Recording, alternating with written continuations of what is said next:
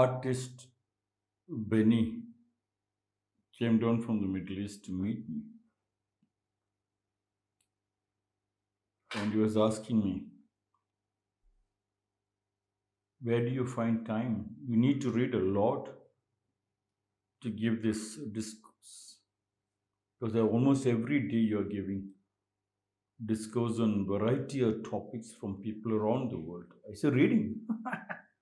I don't read at all. He said, then how do you give this lecture? I said, the moment I read, I don't enjoy giving this lecture. I just look at the quote.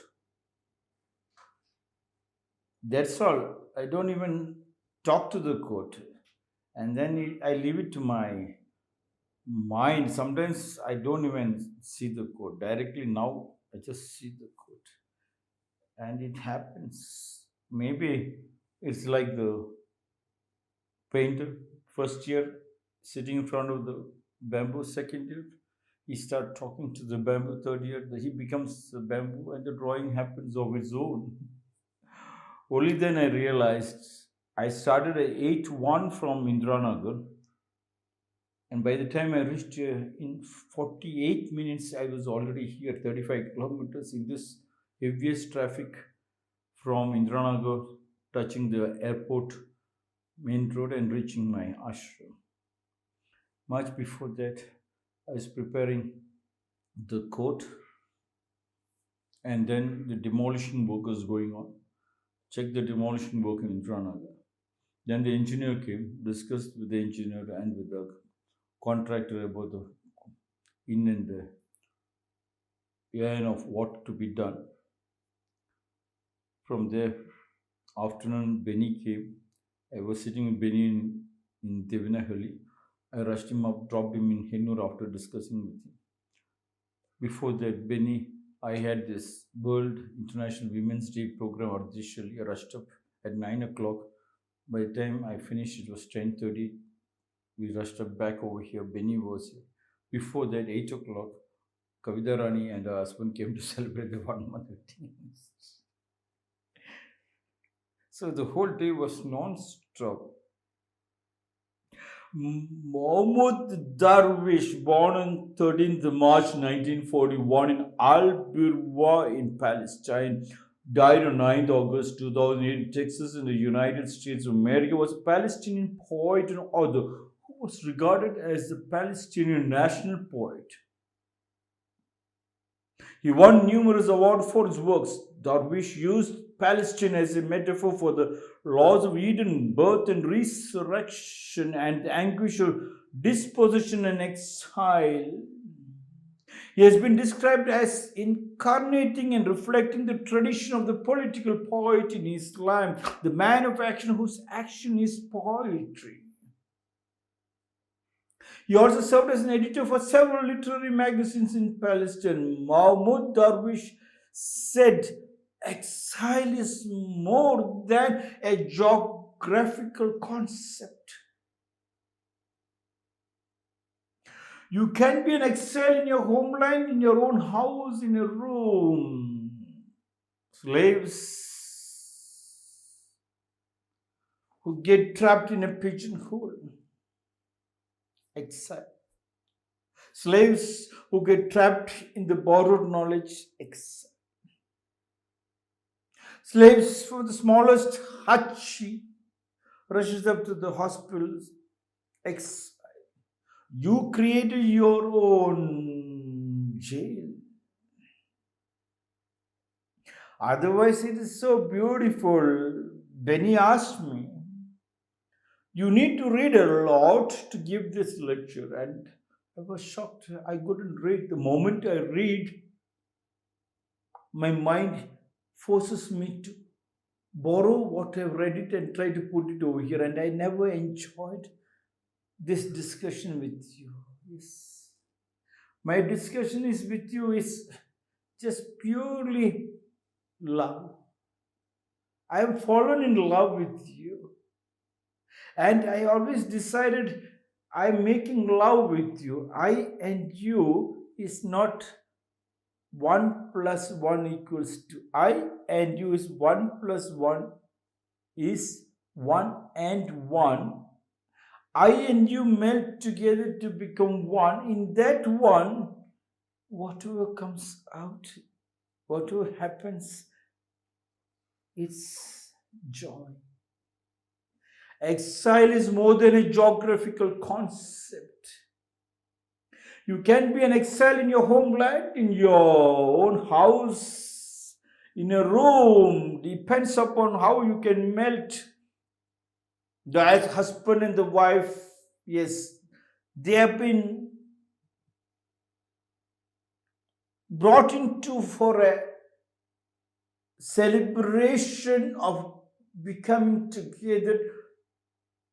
They have been brought in to understand the yin and the yang. They have been brought in to make sure that husband and wife melts to become one, and from that one, whatever drawing happens is joy, ananda, paramananda. Hence,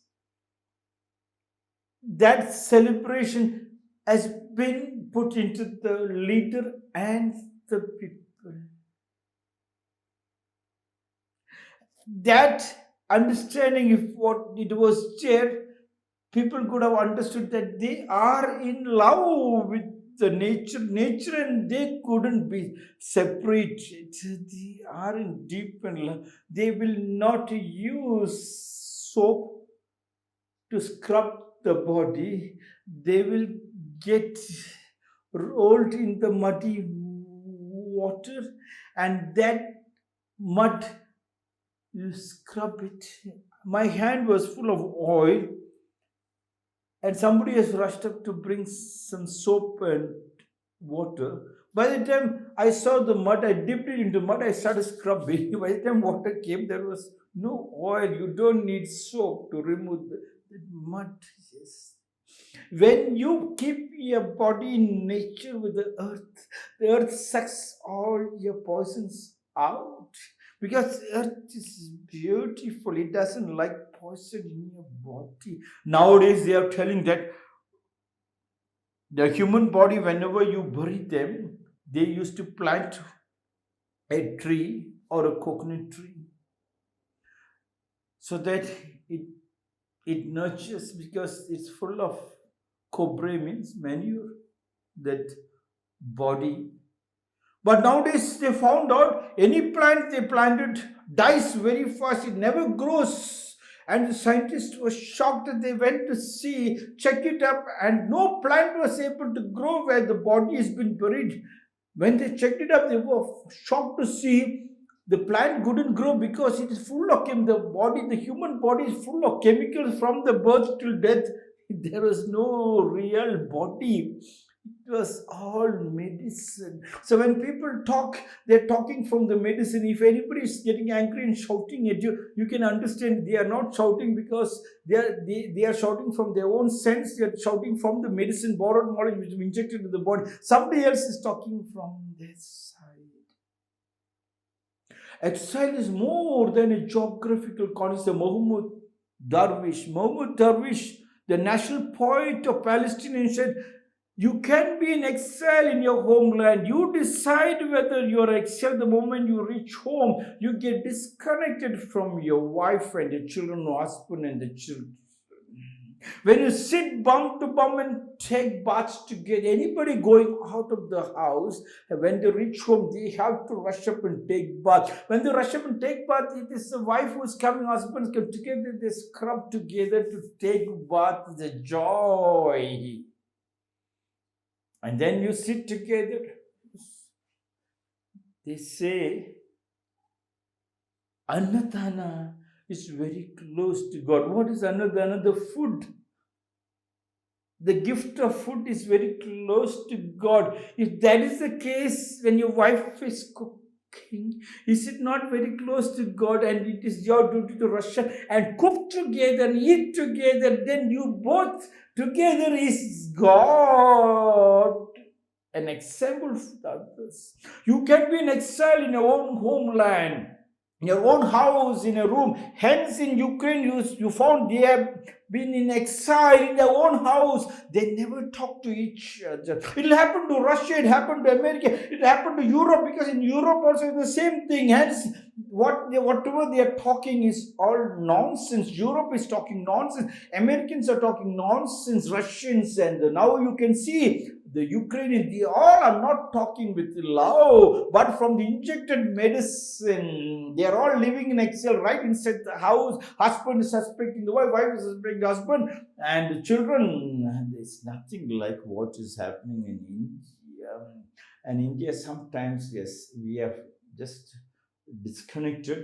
It is possible to go back to our samskriti of getting out from the exile and trying to be. Then you don't feel whether you're a Hindu, a Muslim, a Christian, a Brahman, a Kshatriya, Vaishya, Shudra. You never talk that. You never go and tell anybody, oh, I am living in pain, or I am having sickness, or I am poor. You never say, if you're poor, a subject will never come, because in the husband and wife, when they are together, when they're in love with the nature, they talk only about the nature. When they hug the tree, they find it is not poor, it is pure, pure, pure. Shuddha, parishuddha, cleanliness next to God.